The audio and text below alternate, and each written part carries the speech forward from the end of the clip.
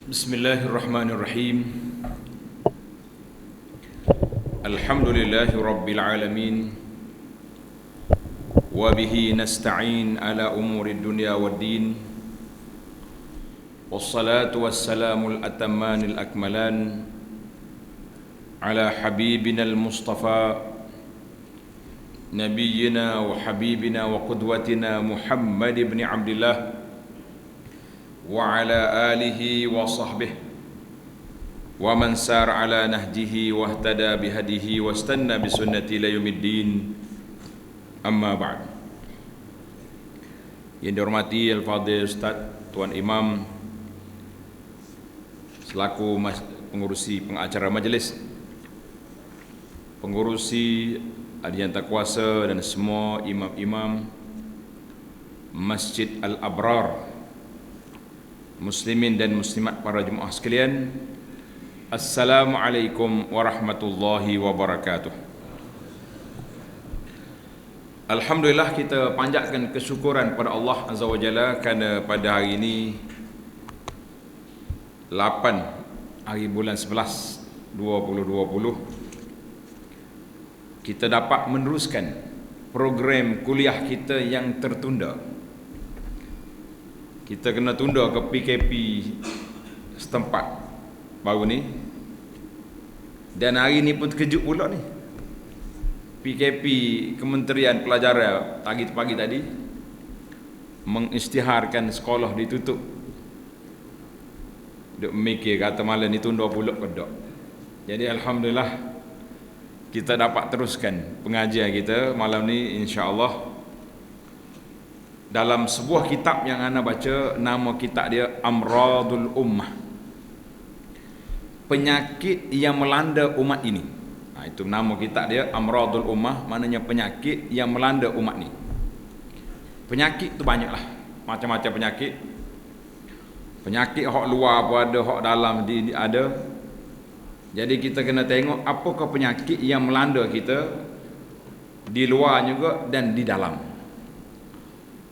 Hak luar kadang-kadang kita rasa mudah nak berlawan, tapi hak dalam jiwa, hak ni hak payah sekali. Sebab itulah penyakit ni ada dua kategori. Dia panggil penyakit zahir dan penyakit batin.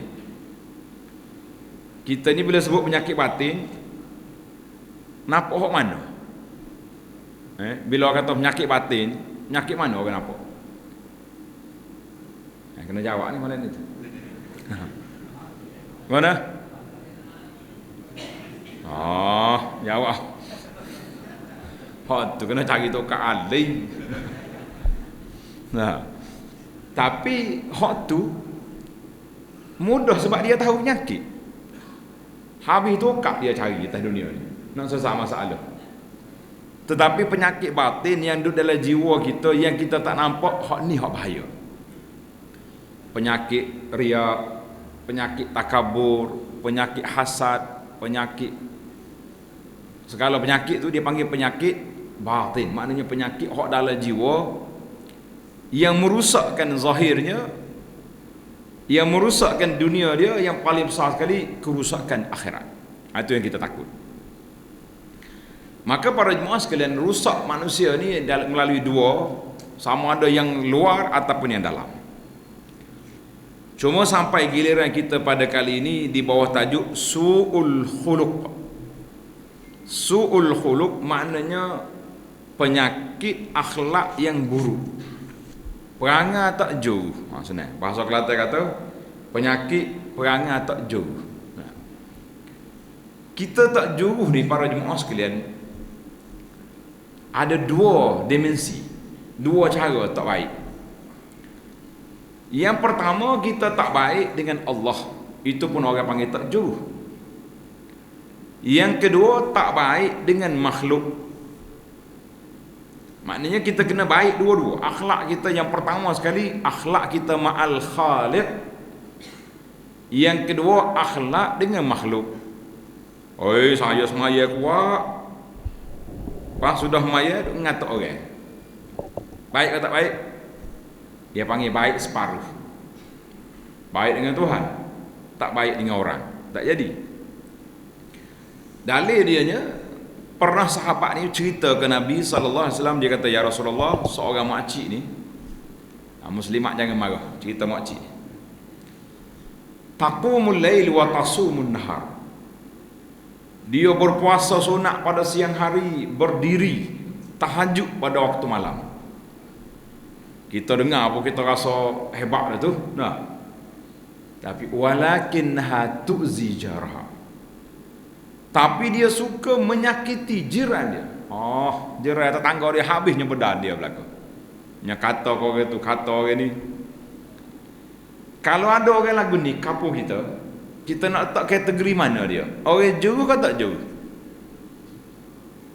Masjid ada semua. Hari Senin Khamis jangan ajak dia puasa. Tapi duduk dekat dia nya tiba semua. Aku nak. Kategori mana makcik ni? Tak juru. Betul. Sebab Nabi kata hiya finar, orang ni dalam neraka. Sebab apa? Sebab dia baik dengan Allah, tak baik dengan makhluk. Kita hari ni pula macam nak terbalik pula ni. Ada seorang makcik dia tanya dia tu, ustaz, anak dia ni lagu mana? Kata setara mana tu lagu mana tu? Dia punya tajuk lagu mana, kita nak jawab payah. Kata cerita bagi dulu. Oh, dia kata kalau minta duit 300 dia bagi 500. Kalau tengok orang susah kapur dia tolong belaka. Tapi bak semaya jangan tanya. Bak tutup aurat jangan sebut. Dia marah mak dia. Tanya sekali lagi tak tutup kepala tak balik. Dia benar anak dia ni. Kat kita tuan-tuan dan puan-puan kita ada anak ni. Ibu dengan anak mesti dia akan bela anak dia. Betul tak? Kalau kita kata anak dia tak jauh, celak mata kita pula tu. Ini suruh kita kata jauh, biar tak semaya, tak aurat pun.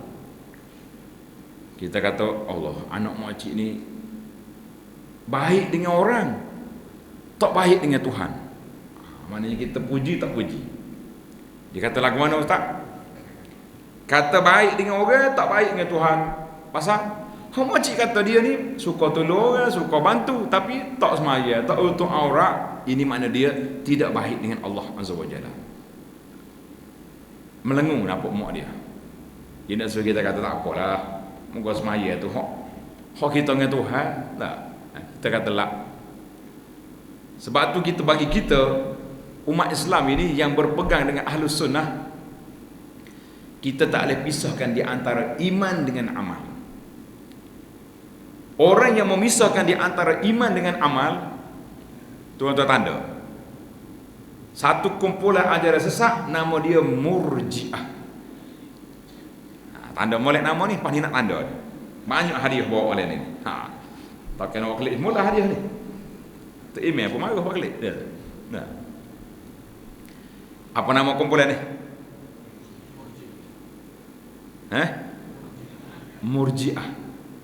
Pelik sikit lah kau tak ada nama. Kalau Mu'tazilah aja dengar tak? Murji'ah. Murji'ah ni kumpulan yang memisahkan di antara iman dengan amal. Iman suku, amal suku. Siapa dia beriman, iman dia mantap. Bahkan satu kumpulan dia panggil Ghulatul Murji'ah. Siapa dia beriman, dia tak puasa, dia tak semaya, dia tak tutup aurat, dia curi, iman dia sama level dengan malaikat, sama dengan Sayyidina Abu Bakar, Sayyidina Umar. Ini bahaya. Cuma kumpulan ni kalau kita cari zaman kita ini mungkin tak jumpa. Hak lebih-lebih kurang dengan dia nya ada kumpulan baru. Boleh sebut nama ke tak? Ni kemarin tema. Nama dia puak-puak liberal. Geng liberal ni dia semaya pun tak apa, tak semaya pun tak apa. Tutup aurat pun tak ada masalah bagi dia. Asal kebaik. Kita kata lah, tidak boleh. Bagi kita pegangan kita Ahlus Sunnah ini, iman dengan amal tidak berpisah. Iman dan amal tak boleh berpisah. Mana kalau orang itu beriman, akhlak dia akan baik. Maka para jemaah sekalian, bila kita tengok hari ini, di antara penyakit yang melanda umat hari ini, iaitulah perangai-perangai yang tidak baik. Sama ada tak baik kita dengan Allah ataupun tak baik kita dengan makhluk. Jadi dua-dua tu kena baik. Allahu Akbar. Hari ni kita bimbang sangat-sangat. Bila tengok kau perangai orang muda, orang tua lebih kurang belakang. Minta maaf orang tua. Tak ada orang tua sini, ada orang lama ya tak. Dia kata, kadang-kadang kita tengok baik orang. Masya Allah. Mari semaya. Tengok dia pakai jubah, pakai serban, tengok berasa nak cium tangan dah. Orang tunggu tangga nak cium tangan. Dia tunggu masjid selipar dia sepak dia budak masuk dalam pagi. Bercekok pinggir, bahasa menatai bontor mana sepak lipat aku. Allah. Kita tengok dia maya sarpai tadi dengar tasbih besar, duk ngamak ke wali besar dah tu. Tengok. Maknanya kita nak cari orang yang khuluq, mempunyai kepribadian, mempunyai akhlak yang baik, dengan penampilan yang ada kadang-kadang tak sama. Tengok orang perempuan hari ni. Dulu kalau kita tengok orang pakai purdah, pakai niqab, nampaklah orang jauh dah. Lah ni purdah dengan niqab jadi model. Pakai niqab, pakai purdah. 4 kali sehari tukar gambar di Facebook. Nak tunggu orang like bawah. Kata gini, purdah gedik ni mana lagi? Tak, tidak jadi. Tujuan kita pakai itu nak melambangkan sifatul haya, sifat malu kita. Nak buat ni tak rupa-rupanya. Pada itulah anak tulis satu kata-kata Nyemarah demo sakit. Kita kata berselindung di sebalik secebis kain. Akhlak tidak sama dengan pakaian, maka itulah yang dikatakan sangat berbahaya. Hari ni kalau nak tengok anak-anak, hubungnya di antara kita dengan ayah lagu mana? Dengar kata atau tak dengar kata? Allah, waktu dia nak bitih. Ni zaman kita ni penyakit yang merosakkan akhlak anak-anak kita ni. Kita semualah penceramah dengan pendengar sepatutnya ya. Penyakit mari melalui alat gadget dia panggil ni. Alat telefon hok dalam poket. Hok ni merosakkan orang tua dan merosakkan orang muda. Anak-anak tengah duduk main, kalau mak dia larang, ambil handphone, ngamuk lalu. Tak kena mak, tak kena ayah. Itu masalah. Maka anak-anak muda tidak lagi menghormati orang tua. Dulu kalau kita tengok, Masya Allah, tabarakallah, kalau budak-budak main pereh motor ke geger dekat masjid, sekali tu email tegur lari keluar dalam surat khabar apa ni, budak dia pereh motor, dia panggil merempit depan masjid, pok email tegur, dia pergi panggil kawan dia mai katok tu email. Kita kata Masya Allah, budak ni kalau dia mati awal siapa nak mandi dia. Nah, maknanya itu dia panggil satu fenomena yang cukup menakutkan. Orang yang semaya tapi lidah tak jaga. Orang yang nampak orang muda tidak menghormati orang tua. Pekerja-pekerja hilang dia punya amanah. Orang suruh buat rumah balik-balik, yang buat sengit, bos mi tak cukup dah. Allah, tengok buku tu rumah. Kadang-kadang kita naik rumah kata ni buat kaki kau dengan tangan. Tidak ada amanah. Pergi bagi kereta, bengkel kereta pun nyotukar barang tak tahu laku mana. Allahu Akbar. Gitulah kalau kita nak tengok para jemaah sekalian, maka kita balik kepada penyakit-penyakit yang melanda ini, bagaimana kita nak menangani. Cari penyakit tuan-tuan apa tahu dah, penyakit banyak. Kita pergi kepada ringkasan dakwah yang dibawa oleh Nabi kita Muhammad sallallahu alaihi wasallam. Yang zahir dalam dakwah Nabi, ni ada 3 perkara asas yang kita nampak. Baik. Yang pertama, tanda ni, pelajar-pelajar ni tanda. Yang pertama, tauhid kepada Allah Azza wa Jalla. Itu dia panggil tonggak asas kepada dakwah yang dibawa oleh Rasulullah sallallahu alaihi wasallam. Yang pertama sekali tauhid. Yang kedua, baru kita nampak ibadat. Mana Nabi kita suruh semaya, suruh puasa, zakat dari sudut hartanya, pergi haji kalau ada kemampuan. Tapi hak menjadi harian, orang kaya ke orang miskin, orang boleh travel ke tak boleh travel, iaitulah ibadat solat. 2 hak kita nampak. Kemudian rumusan daripada semua tu, ibadat, dia panggil aqidatan wa syariatan. Bahasa kita belajar bahasa kita sikit. Ajaran Nabi ni akidah dan syariat. Akidah dengan syariat dia tidak akan berubah, tidak akan berbeza. Kalau ada orang kata, kamu tu buat syariat tu kena sembahyang. Kita ni buat ilmu isi, tak payah sembahyang. Sini ada kok zaman-zaman dulu orang mengajar ilmu isi. Ada. Lo ni ada lagi isi. Anda ingat arwah ayah kita dulu rahimahullah taala. Waktu dia muda dulu majlis suruh pergi majlis agama, atas dia suruh pergi jumpa dengan tok guru ilmu isi. Pergi. Dia mengatik tok pusing pala piuk-piuk pusing. Cabut piah-piah. Gak mula ayah ni dia cerita bok-bong nak igat ayat. Bok-bong ke dia musing. Sudah cerita tu dia pun teriak. Ketua ajaran sah. Dia kata tok guru kata kita bok-bong. Ni. Panjang cerita dia bok-bong. Maknanya orang tanya tok guru, ada kau ilmu isi? Dia kata ada. Ada. Dia kata mau tahu isi ke apa? Isi neraka lah jawab dia, main tak semaya. Itu semua buat ajaran sesat ni masalah kita takut. Maka Nabi kita sallallahu alaihi wasallam dia bawa akidah tauhid, kemudian dia bawa syariat, perundangan, lingkungan, dua-dua tu duduk di satu tempat, nama dia akhlak. Apa satulah kita kata akhlak ni satu perbuatan yang baik yang diredai oleh Allah Azza wa Jalla dan disukai oleh Nabi sallallahu alaihi wasallam dan juga disukai oleh sekalian makhluk, maka itu dia panggil akhlak. Dalam hadis Nabi kita sallallahu bersabda, Nabi kata innama bu'istu liutammima makarimal akhlak. Sesungguhnya aku dibangkit oleh Allah Ta'ala untuk menyempurnakan akhlak manusia. Maknanya rumusan kepada ajaran Nabi SAW duduk di mana? Duduk di akhlak. Hadis ini menceritakan kepada kita, dia panggil khulasah ataupun rumusan kepada dakwah yang dibawa oleh Nabi sallallahu alaihi wasallam. Baik, timbul soalan. Kalau anda tanya jawab dah. Kalau salah tak marah, betul boleh hadiah. Berapakah jenis akhlak? Berapa kategori akhlak? Para ulama kata ada dua. Satu dia panggil al-khuluq al-jibil, akhlak yang sedia ada. Orang ni Allah lahir dah dia tak cakap banyak. Jumpa orang senyum, kita pergi hepek dia pun tak marah. Ada kata orang jenis kita, jenis senyum ni sama.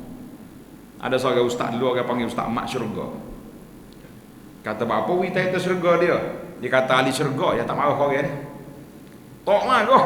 Anak murid pergi kosek nak suruh marah, tak marah. Bisa dia. Siapa orang panggil ustaz syurga? Lama kita ni dah, lama Facebook ni habis orang masuk syurga belakangnya bubuh dia. Ada. Orang tu mati, ahli syurga tu.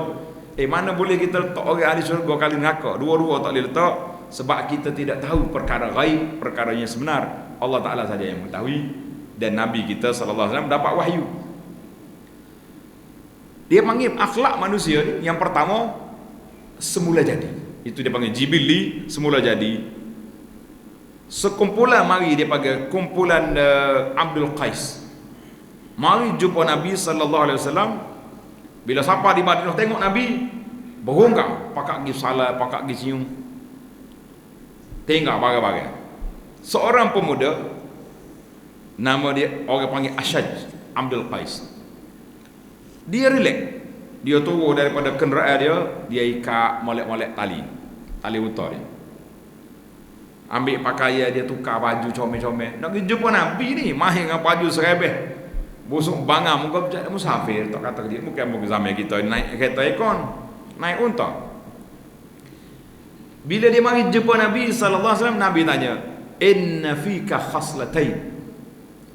Nabi kata, "Mu ni ada dua sifat yuhibbuhum Allah, yang Allah suka, dua sifat." Tanda ni. Yang anak-anak kita ni. Dua sifat ni Allah Taala suka. Sifat yang pertama al-hulmu wal anah. sifat dia lemah lembut dan tidak gopoh. Mana cara dia tu ikat dulu dia punya kenderaan. Orang lain bongkar hakikat Nabi, dia dah nak jumpa dengan Nabi ni pakai biar comel, pakai baju bersih. Mari Nabi kata puji dia, Nabi kata dua sifat Allah Ta'ala sayang kepada kamu, dan dua sifat ini sifat lemah lembut dan sifat tidak gopoh.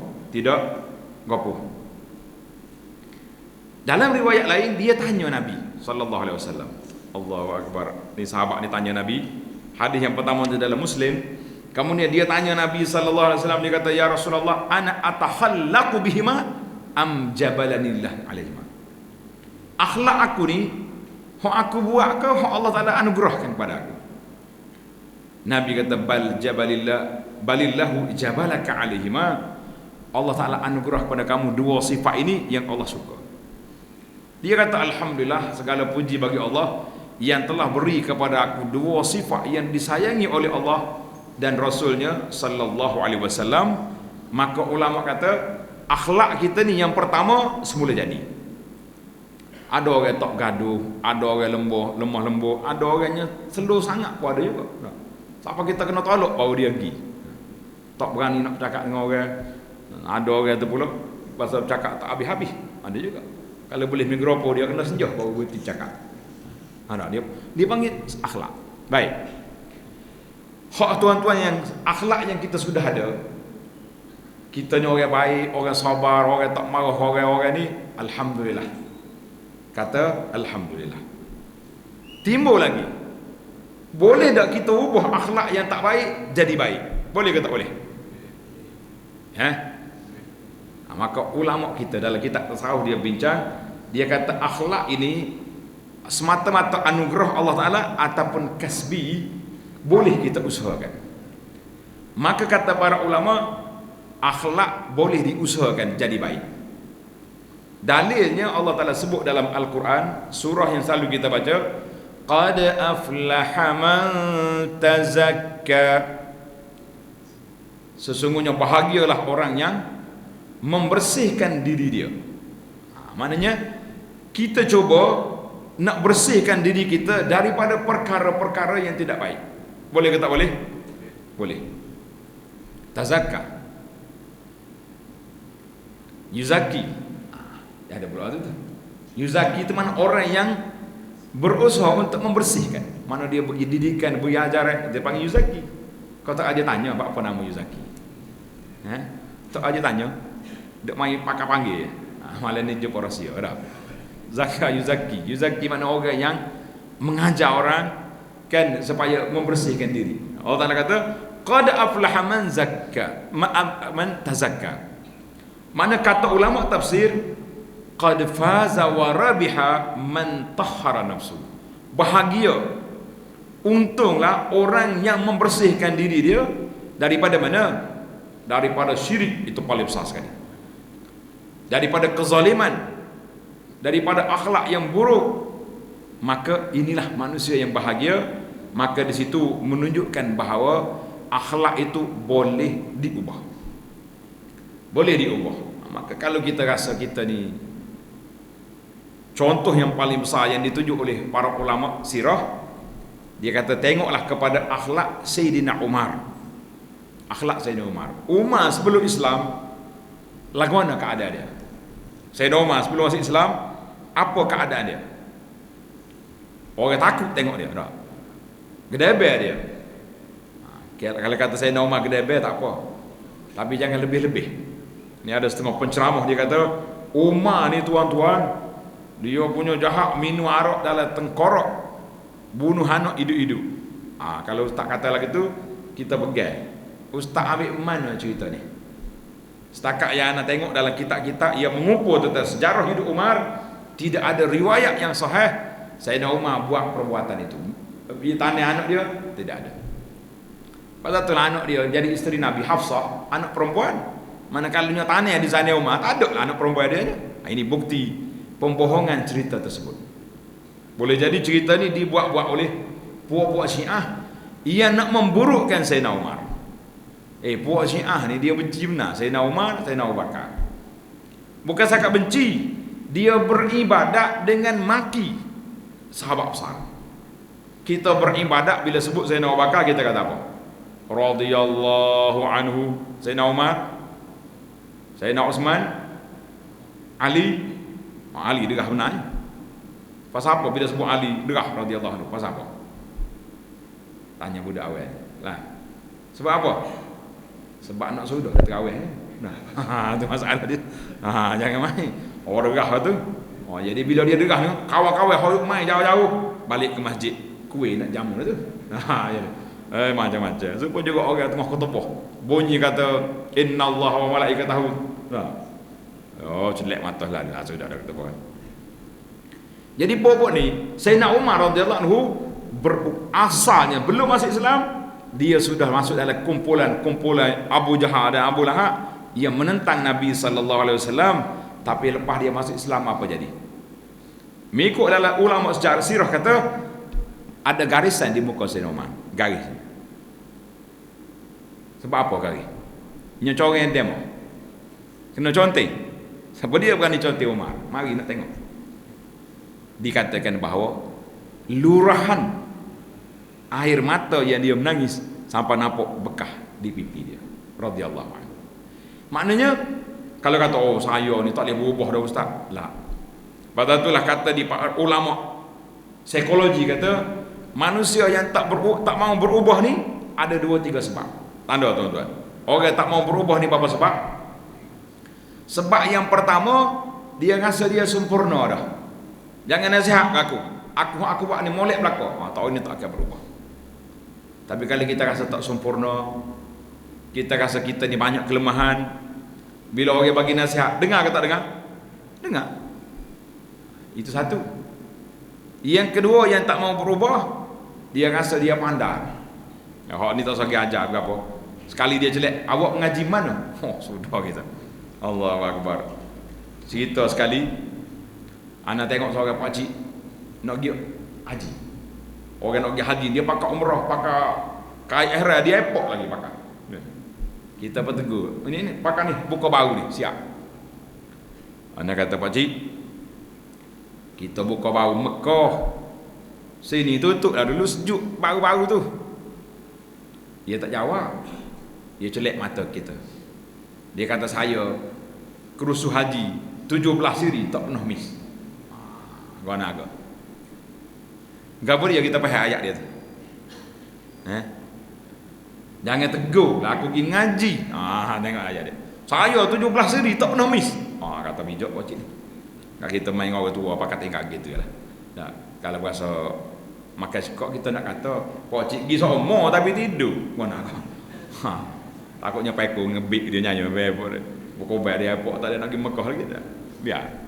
Maknanya manusia yang tak mau berubah, yang pertama sekali orang rasa dia sempurna, yang kedua orang rasa dia pandai dah, yang ketiga orang yang standard dia macam orang mati. Orang mati dia tak berubah dah. Kita letak situ pakai tak guling dia.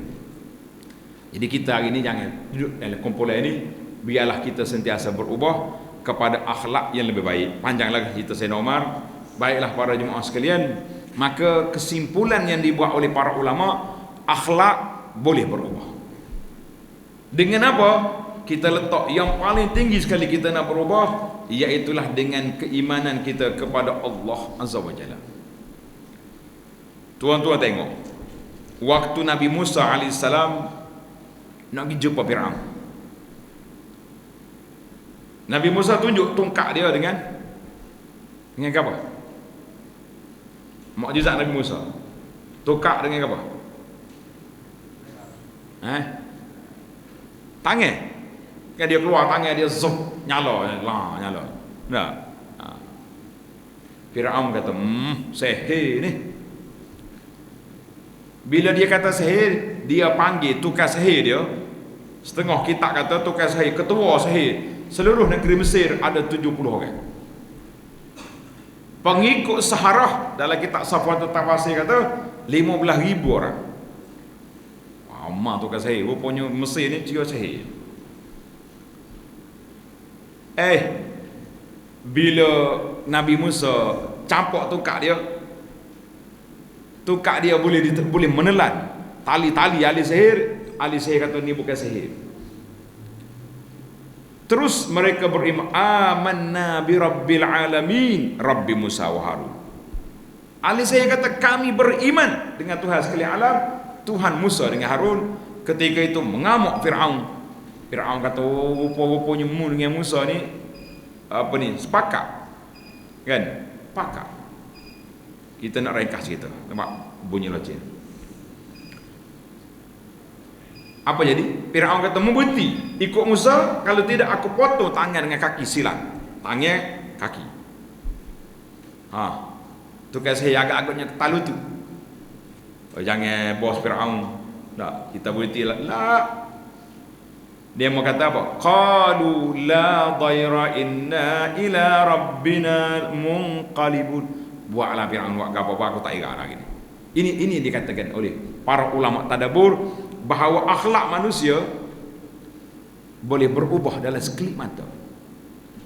Di antara dia campur tali, Nabi Musa campur tongkat, terus amanna bi rabbil alamin, Rabbi Musa wa Harun. Berubah. Bukan berubah kecil-kecil ni. Firaun nak bunuhlah. Nak kata apa? Tidak kata jangan Firaun, kita mula-mula lah pula kan. Maka di sinilah kata di para ulama, akhlak manusia itu boleh berubah apabila berubahnya hati mereka kepada Allah Azza wa Jalla, maka pada ketika itu manusia akan berubah. Allahu Akbar.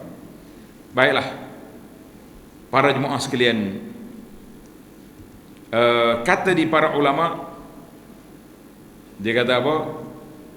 Akhlak manusia ni, dia punya kesimpulan dia duduk di mana? Duduk di dua perkara. Tanda dia. Yang pertama, kita boleh menyampaikan benda yang baik. Bazlul ma'ruf. Benda baik ni kita boleh kata dengan lidah kita, dengan perkataan kita, ataupun kita tak buat jahat orang. Mana kita nak jadi baik ni, berapa kategori? Kita tunjukkan kebaikan ataupun kita jangan buat jahat orang. Pada itulah orang duk kata kita ni, dengar ni, kita ni kalau tak boleh buat baik, jangan buat jahat. Dah lah dia tu tak jauh, jahat pula jadi dua kali. Kan tak? Dia ni tak baik mana, tapi dalam kampung ni tak ada masyhur, tak ada orang bercakap tentang keburukan dia. Mana baiklah tu. Tapi nak kata dia baik tak juga. Sebab dia tak pernah tolong orang, dia tak pernah bantu orang, tapi jahat dak. Kita dua-dua.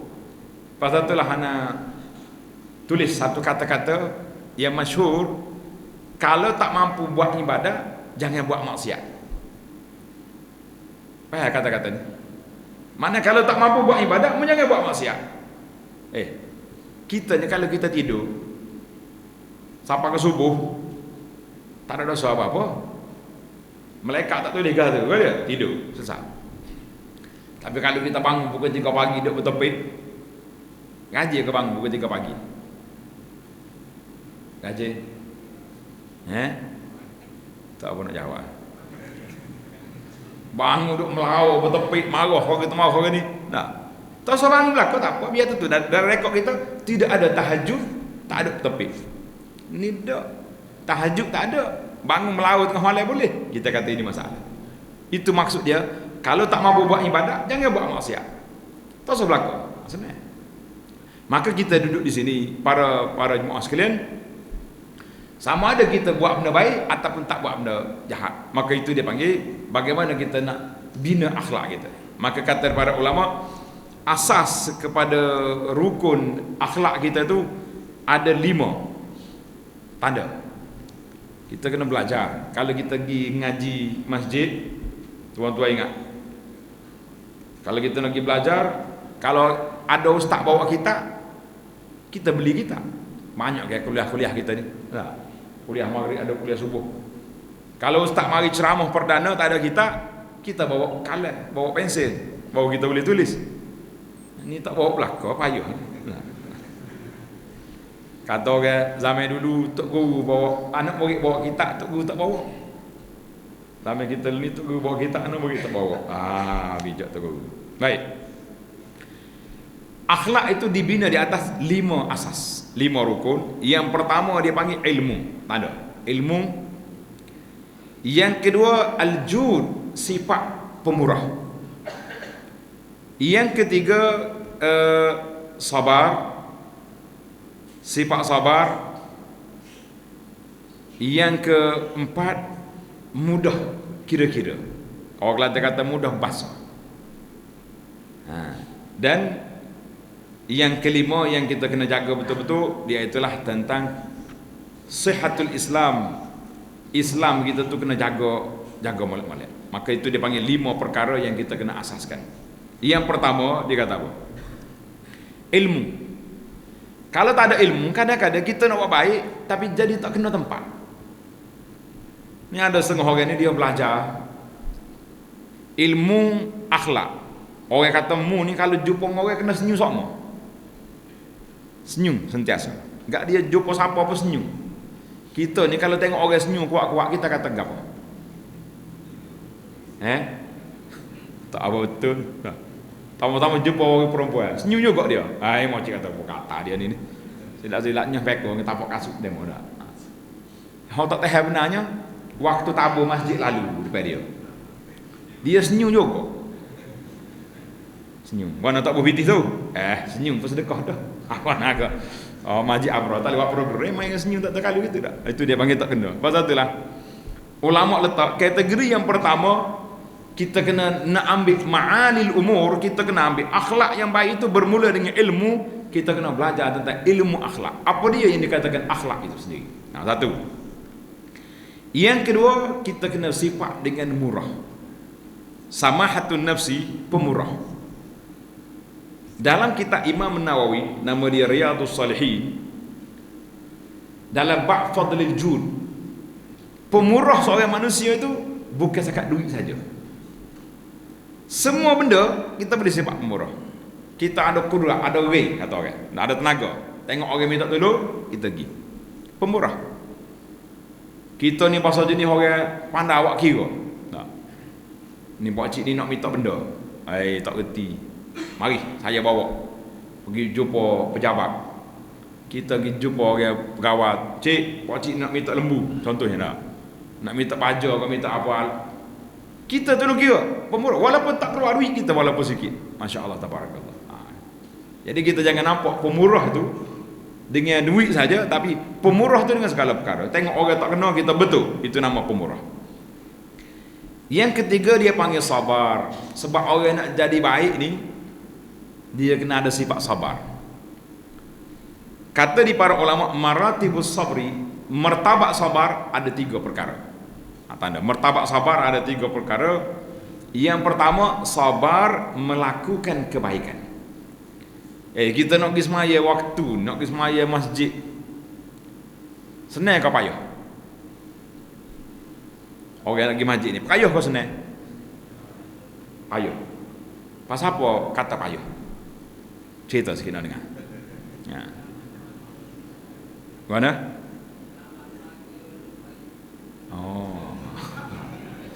Dia kata bukti payahnya tak ramai orang pergi masjid. Betul? Betul. Allahu Akbar. Maknanya payahlah benda tu. Kalau mudah, dengar azan penuh mari. Bila tak ramai tu payah. Yang kedua, sabar meninggalkan maksiat. Kita nak tinggal maksiat ni payah ke mudah? Aku ni sekat pergi boleh ke masjid ni tak pergi dah tempat orang duduk melompat menyanyi, tempat orang belaga ayat, tempat orang ni. Tak. Tapi ada satu lagi maksiat yang kalau boleh tinggal hak ni termasuk orang hebat zaman kita ini. Maksiat berapa hak payah nak tinggal? Deras sikit nak dengar. Jawab comel tu apa? Tak berani ke? takutnya marah dia tu. Gapo sana ni? Hebat orang sini. Isap rokok. Isap rokok ni senang ke payah? Siapa dia boleh tinggal rokok? Orang ni orang hebat. Dia kata ustaz, ahli-ahli majlis fatwa keluar belaka dah. Fatwa Malaysia, fatwa antarabangsa kata rokok ni haram. Kita nak tinggal bukan senang. Anak jumpa sekali orang di Mina di Mekah. Isap rokok. Kata Pak Cik, orang mari Mekah ni cari haji mabrur. Ya Pak Cik mari cari haji Marlboro sini mana? Marah dia. Siapa awak? Kat kita tengah pakai air di Arafah. Kata dia lagi ya. Bahasa. Jumpa di Mina hak lain pula. Dia nak isap okok kita pegang. Kata Haji dah lah. Mungkin lepas Arafah mari Mina.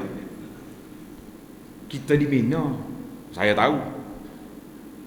Kalau kita mari haji, kita tidak nak berubah, tinggal benda maksiat ni, bila lagi nak berubah? Ingat kau dia tahu dia tu siapa dah kok. Nya celek mata. Memang saya tak nak berubah. Astagfirullahalazim. Ini orang tak akan berubah sampai bila-bila. Sebab dia sendiri itu tak mau berubah. Maka kata di para ulama, syarat kita nak jadi akhlak yang mulia, kita sendiri mesti bersedia untuk berubah, meninggalkan benda yang tak baik. Ni kalau orang bagi nasihat benda-benda, aku ni perangai aku gini dah. Jatuh nenek lagi. Ni tak matilah. Bukan tok nenek pak cucu pun tak akan berubah. Sebab memang dia tak nak berubah. Itu bahaya. Sabar yang ketiga, dia panggil sabar menanggung musibah. Macam kita hari ni, Covid mari. Berat juga ni Covid ni. Kau tak berat? Berat. Dalam banyak-banyak hak berat ni, siapa dia nak jawab ni? Sedap sikit. Ni ayah kita ni. Hak paling berat sekali Covid mari ni, berapa dia?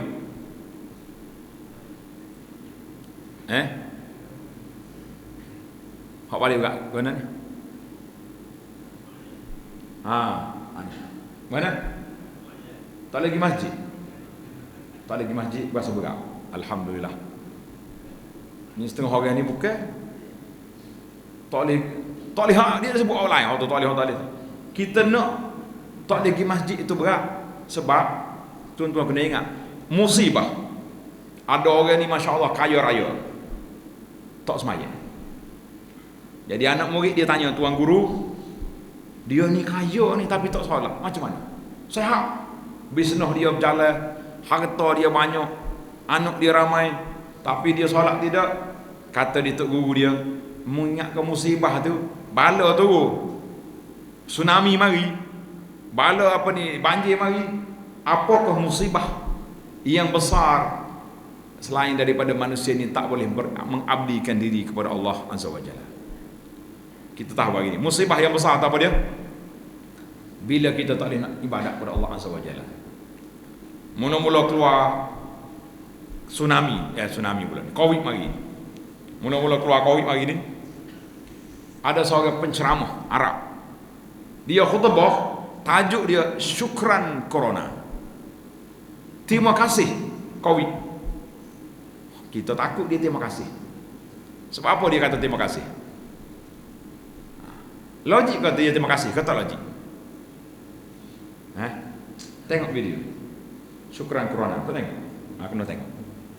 Dia kata para pendakwah telah berjuang lama nak tutup kilang agak, nak tutup kilang judi, nak tutup tempat pelacuran, tak berjaya. Sekali mari corona, tutup habis seluruh dunia. Hebat tak hebat corona? Dia kata syukran corona. Dalam bab tu lah. Kalau dia tutup masjid tak sia lagi tu. Itu semua muhasabah untuk kita para jemaah sekalian. Baiklah. Kita pergi kepada perkara yang ketiga, maknanya biarlah kita ni di antara akhlak kita ni biar jadi manusia mudah senang kira-kira. Apa yang kita nak mayah sangat tu? Tak. Nak susah sangat tu kenapa? Nak menyusah. Kalau kita jadi ketua, kita payah nak lulus. Kalau kita jadi orang besar, payah. Apa yang kita masalah? Kadang-kadang orang kita jadi ketua, jadi pejabat kerajaan. Kalau kita lulus projek orang minta tu, bukannya duit kita pun, tapi payah bahasa, Masya Allah Tuhan lah tahu. Di antara akhlak yang mulia, biarlah kita mudah kira-kira dengan orang. Kata Nabi sallallahu alaihi wasallam, siapa dia mempermudahkan urusan manusia di dunia, Allah permudahkan urusan dia di akhirat. Nak kata sih? Apa dia tak sih?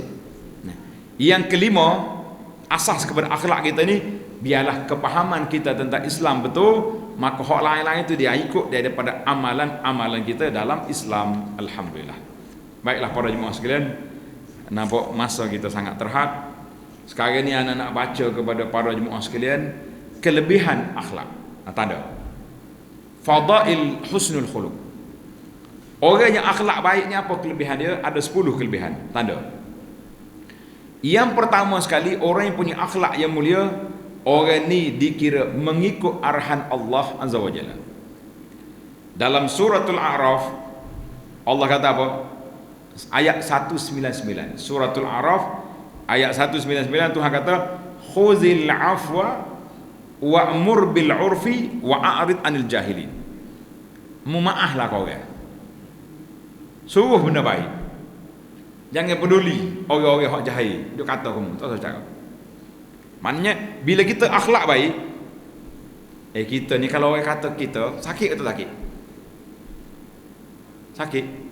Sakit gua nak katok baru sakit. Kena pukul, tapi orang kata sakit tak? Sakit hati. Sakit hati lebih berat daripada sakit tubuh, kata orang dah. Orang Arab kata al-kalmusinan anka min kalbil al-kalmusiban lisan anka min kalbis sinan. Pukulan dengan lidah lebih tajam daripada pukul dengan tombak. Maka tapi kita sabar. Kita kata biar Ali nak kata. Seorang ulama, tanda ulama ni, nama dia Al-Imam Al-Hasan Al-Basri rahimahullah taala. Hasan Basri ulama tabi'in. Orang mari jumpa dia. Dia kata, "Syekh." Orang tu kata ke Syekh. Syekh tu kata apa? Alhamdulillah. Segala puji bagi Allah yang telah menganugerahkan kepada aku pahala yang aku tak buat. Kita bila orang kata kita, orang yang ngopak kita, pahala dia boleh kita. Tapi kita nak jawab lalu dah. Bunyi tegak sudah lah. Cari tu lah. Baik. Itu yang pertama, orang yang boleh berakhlak dengan mulia, iaitu orang yang telah mengikut arahan Allah Azza wa Jalla. Satu. Yang kedua, Allah Ta'ala puji Nabi dia sallallahu alaihi wasallam sebab apa? Wa innaka la'ala khuluqin azim. Mu ya Muhammad mempunyai akhlak yang mulia, maka dengan akhlak yang mulia inilah Allah puji Nabi sallallahu alaihi wasallam. Bila puji Nabi, kita buat akhlak yang mulia, terpuji tak puji kita? Sekali. Yang ketiga, tulis cepat sikit. Orang yang punya akhlak yang mulia ini, orang yang akan mendapat kasih Allah Azza wa Jalla. Nak suruh Tuhan kasih kepada kita? Kata Nabi sallallahu alaihi wasallam, "Inna ahabba ibadallah ila Allah." Inna ahabba ibadallah. Orang hamba Allah Taala yang paling disayangi oleh Allah Taala, orang yang baik akhlaknya. Masya-Allah. Hadis ini dalam At-Tabarani dan lain-lain. Yang keempat, orang yang paling hampir dengan Nabi sallallahu alaihi wasallam. Kita di akhirat esok nak dekat dengan Nabi, kata saya. Nabi kata di antara orang yang mendapat kasihku dan orang yang akrabukum minni majlisan, orang yang dekat dengan aku majlis tempat duduk di akhirat, ahasinukum akhlaqa, orang yang baik akhlak. Hadis ini dalam dikeluarkan oleh kita sebut sini nanti. Baik. Maknanya orang yang baik akhlak itu orang yang dapat kasih sayang Allah Azza wa Jalla ataupun dekat dengan Nabi sallallahu alaihi wasallam. Jadi siapa dia nak dekat dengan Nabi, hadis ini dikeluarkan oleh Imam At-Tirmizi. Itu dia panggil yang ketiga. Tiga dah kita. Yang empat dah. Yang kelima tak ada. Yang kelima, orang yang baik akhlak ini orang yang akan lepas daripada azab neraka. Man kana layyinan hayyinan sahlan. Siapa dia mudah, lembut orangnya, tidak beki-beki, marah kok sedap. Allah Ta'ala akan haramkan dia daripada disentuh oleh api neraka. Empat. Yang lima. Yang keenam, orang yang baik akhlak ni orang yang berat timbangan dia pada hari akhirat esok, timbangan dia berat. Kata Nabi sallallahu alaihi wasallam, akmalul mu'minina, orang yang sempurna iman dia, iaitulah orang yang baik akhlaknya. Maka Nabi kata, di antara orang yang berat timbangan dia pada hari kiamat nanti, iaitulah orang yang mulia, orang yang baik akhlak. Yang ketujuh, iaitu akhlak yang baik ini adalah merupakan anugerah daripada Allah Azza wa Jalla. Cuma kita awal tadi kita dah bincang, adakah kita ni semata-mata tunggu anugerah? Kenapa awak ni marah satu kali? Tuhan tak ubah lagi saya. Boleh gitu? Lah, kita kena berubah. Nak marah kita ingat, kalau aku marah ni tak ada faedah mana, kan? Baik. Yang ke-8, orang yang mempunyai akhlak yang mulia akan diberi oleh Allah Ta'ala darjat orang yang berpuasa siang dan orang yang berdiri pada malamnya. Masya Allah, tabarakallah, Allahu Akbar. Orang yang berdiri malamnya berdiri, siangnya berpuasa. Berapa dah kita? 8 dah. 8. Tanda yang ke-9, iaitulah dia menjadi manusia yang terpilih. Inna min khiyarikum ahsanukum akhlak. Orang yang terbaik di kalangan, terpilih di kalangan kamu, orang yang baik akhlak. Dan yang ke-10, orang yang baik akhlak ini orang yang disayangi oleh manusia. Manusia yang baik. Jangan kata Nabi orang benci tu. Hak benci Nabi, inna syani'aka huwal abtar. Orang yang benci ke Nabi tu orang mana? Orang hak tak kenal Nabi sallallahu alaihi wasallam. Jadi alhamdulillah 10 kelebihan menunjukkan kepada kelebihannya kita akhlak yang mulia. Sekarang ni kita pergi kepada dia panggil rukun. Rukun kepada akhlak itu ada 4. Dia panggil sabar, tadi kita sebut dah sebahagian. Yang kedua dia panggil iffatun nafsi, baik jiwa, tidak nak hak orang. Yang ketiga asy-syaja'ah, mesti ada sifat berani. Kita ni kadang-kadang berani tak apa ada. Kau berani belakang buat kita ni? Berani? Berani dengan siapa? Dengan siapa kita berani? Dengan bini. Nakut hangit dengan bini. Dah. Tu hari pak kita ambil so dah. Baik. Marah muslimat. Yang keempat, asas dia al-adlu, mesti kita ada bersifat dengan keadilan, barulah orang panggil ini asas yang mulia. Kalau lawan daripada hak 4 ni pula, hak perusak akhlak ada 4 juga. Jadi anda baca tajuk lah masa kita lengkap. Yang merosakkan akhlak kita sifat jahil, yang kedua sifat zalim, yang ketiga syahwat. Syahwat ni tak kira dia, asalkan boleh sudah tak kira. Yang keempat dia panggil sifat al-ghadab, sifat marah tak tu pasal.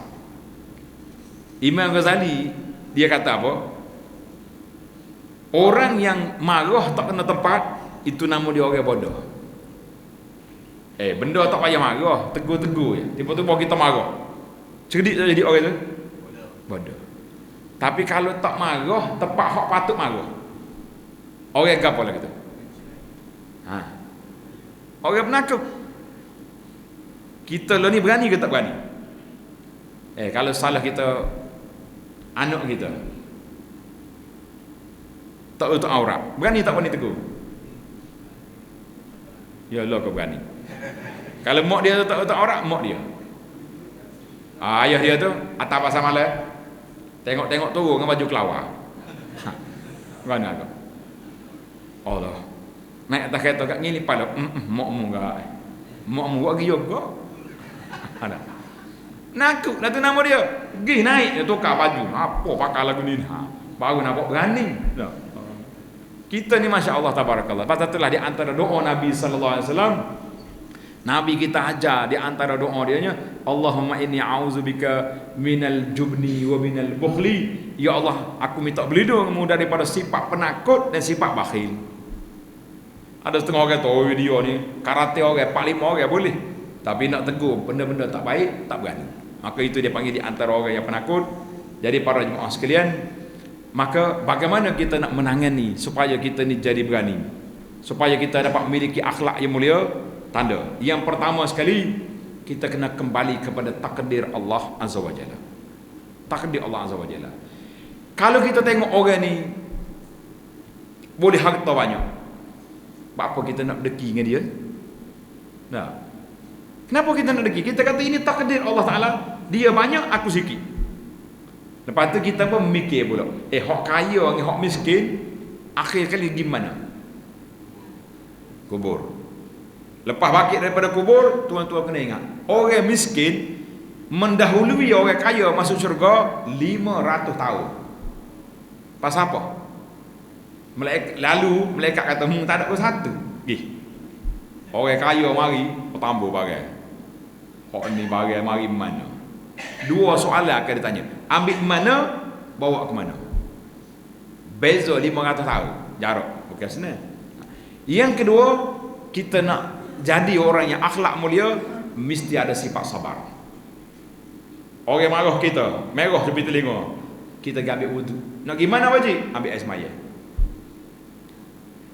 Kawan tu sana cakap siap dah. Bercawak dia ingat nak lari.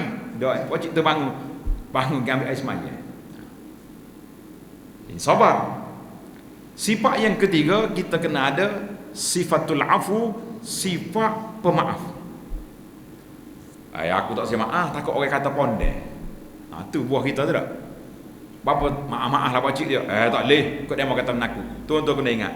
Dalam hadis Nabi kata, man tawadha'a lillahi rafa'ahullah. Siapa dia tawadha', Allah Taala akan angkat darjat dia. Wa ma zadallahu 'abdan bi'afwin illa 'izza. Siapa dia bersifat maaf ke orang, Allah Taala akan muliakan dia. Baru ni kan viral seorang pakcik memaafkan orang bunuh anak dia. Maaf. Habis orang pakak puji dia, oh baik masa. Pakcik tu kata, mudah-mudahan Allah Taala maafkan anak aku kena bunuh. Masya-Allah tabarakallah. Maaf. Kalau kita duk main ni masalah kita dak. Dia kata apa? Dia kata hak dia buat aku tu aku ingat pas mati. Hak mana? Hak tak baik orang buat. Hak baik bawa tak ingat kan? Kita ni 10 tahun orang baik kita. Sekali dia buat tak baik, kita ingat hak mana? Ingat hak tak baik. Kenapa? Inilah punca jadi buruk akhlak ni sebab kita besar hak kecil, hak besar tidak dibesarkan.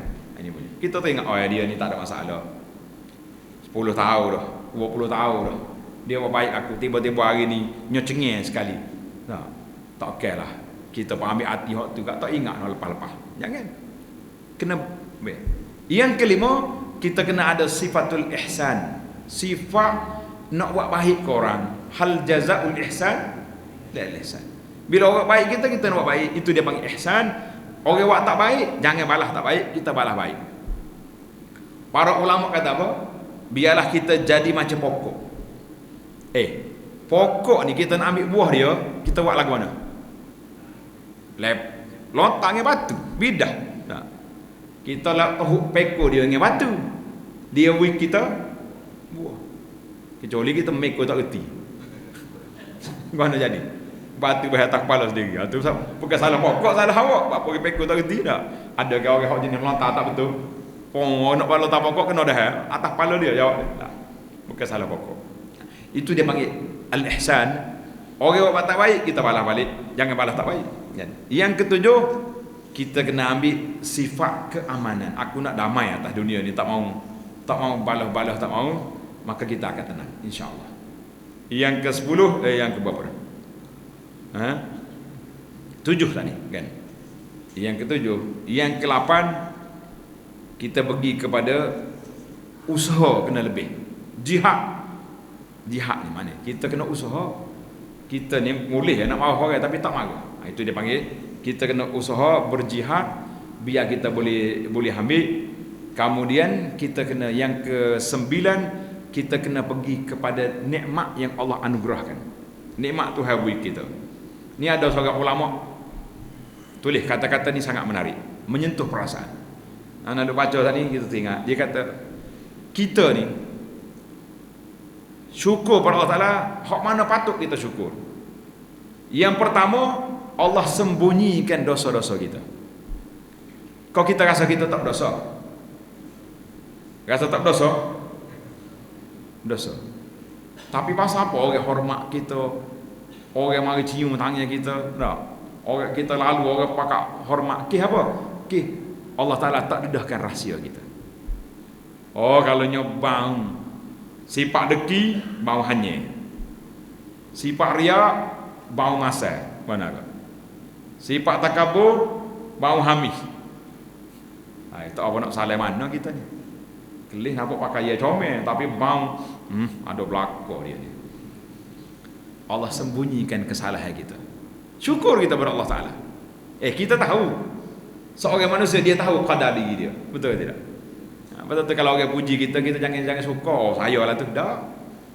Sahabat-sahabat jawab, kalau orang puji, kita kata Allahumma ja'ini khairum mimma yazunnun. Ya Allah, jadi aku lebih baik daripada apa yang mereka sangka, dan janganlah ambil dosa di atas apa yang mereka tak tahu. Itu satu. Yang kedua, nikmat yang Allah beri, patut kita tak layak dengan nikmat ni. Nikmat senang, nikmat apa? Kitanya banyak malah ibadat tapi nikmat tu bagi. Maka kata ulama salaf ni, hak mana patut kita syukur? Hak Tuhan sembunyikan dosa kita, tak tahu dia, orang tak tahu, ataupun nikmat yang dia beri yang tak sayang tak kita terima.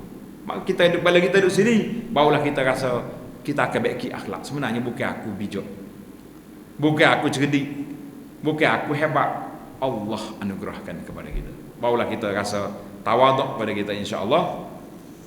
Kemudian yang seterusnya, kita kena pergi kepada mencari contoh. Siapa dia kau contoh yang paling baik dalam dunia ni, tak marah orang? Siapa dia? Nabi sallallahu alaihi wasallam. Allah Taala bagi kepada dia apa dia? Wa ma arsalnaka illa rahmatan lil alamin. Allah, Nabi kita rahmat lil alamin. Baik dengan orang, tawaduk. Kita pun tawaduk juga. Kelih orang buat maksiat, apa tak marah tu? Nabi tak marah. Betul tak betul? Kelih anak tak semaya, kenapa tak tegur? Nabi ajar kepada kita sabar. Betul? Tuan-tuan kena ingat, rahmatnya Nabi sallallahu alaihi wasallam rahmatan lil alamin. Sehingga sahabat kata tangan ni, kita sentuh tangan Nabi lembut lebih pada berdu. Tapi tangan itu yang telah menjatuhkan hukuman bunuh kepada orang-orang yang menentang Islam. Tangan ini yang telah menjalankan hukuman hudud kepada orang yang mencuri. Tangan ini yang telah menjatuhkan hukuman rejam kepada orang yang berzina. Bagus betul. Rahmatan lil alamin. Tak boleh buat Islam. Tak boleh Islam, tidak sesuai zaman ini. Apa rahmatan lil alamin? Ini bukan rahmatan lil alamin, rahmatan lil kafirin ada. Ini bahaya. Jadi kita uswah, kita contoh. Kalau kita teringat Nabi kita lembut, Nabi kita sabar, Nabi kita kena ingat juga Nabi kita sallallahu alaihi wasallam tegas dalam melaksanakan syariat. Barulah kita rasa, wah ini hebat.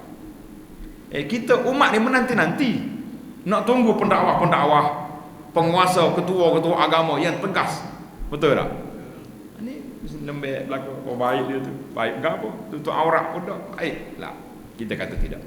Yang terakhir sekali, iaitulah masyhadut tauhid. Kemuncak daripada itu kita sebut awal tadi, iaitulah yang paling tinggi sekali. Apa dia? Tauhid kepada Allah Azza wa Jalla. Bila orang ini bertauhid, maka pada ketika itulah kita akan jadi manusia yang baik. Jadi 11 perkara. Yang terakhir, yang 12-nya para jemaah sekalian, kita kena sentiasa berdoa kepada Allah Azza wa Jalla. Doa yang Nabi kita ajak, Allahumma hdini li ahsanil akhlaq. Coba kata, Allahumma ihdini li ahsanil akhlaq fa innahu la yahdi li ahsaniha illa anta. Kata lagi, Allahumma ihdini li ahsanil akhlaq fa innahu la yahdi li ahsaniha illa anta. Boleh ingat? Coba kata. Kan di antara doa Nabi kita sallallahu alaihi wasallam, bila kita masuk solat, doa iftitah. Nabi kita kata, inna salati wa nusuki. Kemudian Nabi kita baca, Allahumma hdini li ahsanil akhlaq fa innahu la yahdi li ahsaniha illa anta wasrif anni sayyi'aha fa innahu la yasrifu anni sayyi'a illa anta. Ya Allah, tunjuklah kepada aku akhlak yang baik, kerana tak ada siapa yang mampu ubah akhlak jadi baik kecuali Engkau. Dan jauhkanlah aku daripada akhlak yang buruk, tidak ada kuasa yang boleh mengubah aku ni kecuali kuasa-Mu ya Allah. Comel tak comel? Insya-Allah Al-Fadhil Tua Iman nanti dia tulis besar-besar bagi ke anak jemaah, kita ijazahkan zikir abdi doa kita malam ni, doa memohon akhlak yang baik dan minta jauh daripada akhlak yang buruk. Kalau kita ada hal ni, kita telah memiliki dunia dan isi kandungannya. Masya Allah, tabarakallah. Tadi anda sebut 10 kelebihan orang yang punya akhlak yang baik. Jadi fenomena besar yang berlaku dalam dunia hari ini, iaitulah akhlak yang buruk. Macam mana kita nak ubati penyakit yang berbahaya ini? Boleh ke tak boleh? insya-Allah kena pakat boleh laku. Jadi setakat itu dulu. Insya-Allah mudah-mudahan ada manfaatnya kepada kita semua. Ana akhiri dengan tasbih kafarah. Subhanakallah walhamdulillah. Asyhadu an la ilaha illa anta astaghfiruka wa atubu ilaih. Wa sallallahu ala nabiyyina Muhammad wa ala alihi wa sahbihi ajma'in walhamdulillahi rabbil alamin.